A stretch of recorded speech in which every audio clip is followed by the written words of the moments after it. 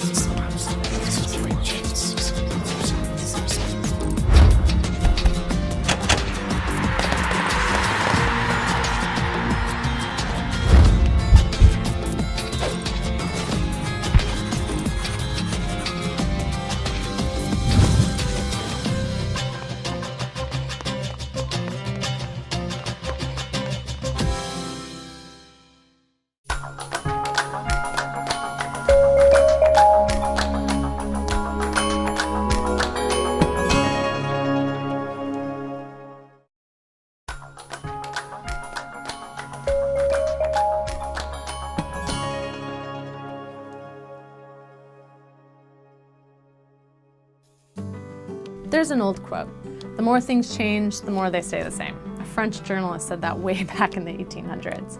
But for many of us, technology has changed daily life and filled it with so many buzzes and chirps and swooshes that the world looks and feels completely different from when we all grew up. But despite all of these advances, the basics of growing up are pretty much the same. Think about it. You used to have marathon phone calls. Now your kids are texting nonstop.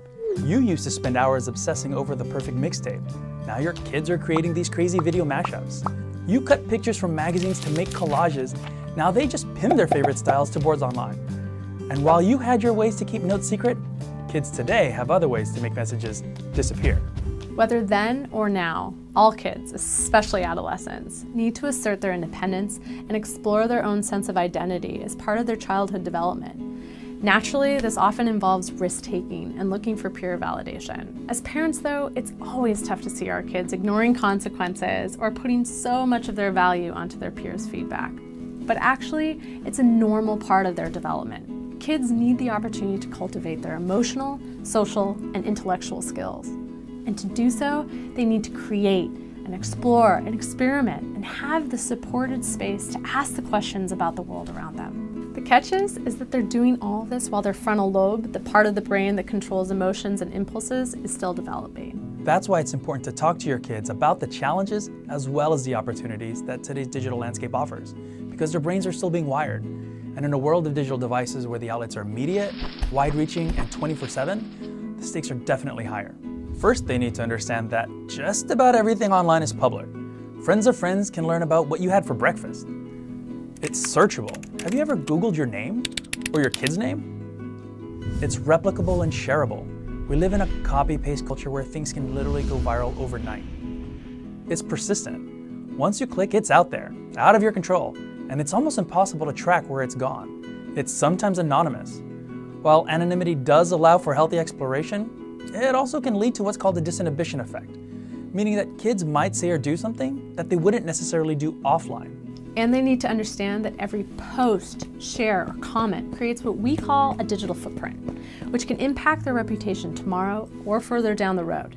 Despite the various pitfalls, the digital world does have great potential for creativity, learning, and social growth. It's an amazing resource that allows for access to information around the clock, learning that can happen anywhere at any time and be personalized or customized, connections and communities that can be made beyond walls and borders. With the world literally at our kids' fingertips, one of parents' biggest tasks now is setting appropriate guidelines and support systems for this new landscape, because missteps are going to happen. It's just a part of growing up. The best way to figure out your family's digital lives is by asking questions, staying informed, and exploring this new landscape yourself. Better yet, invite your kids to explore it with you. And if you need a little help figuring it all out, we're here for you.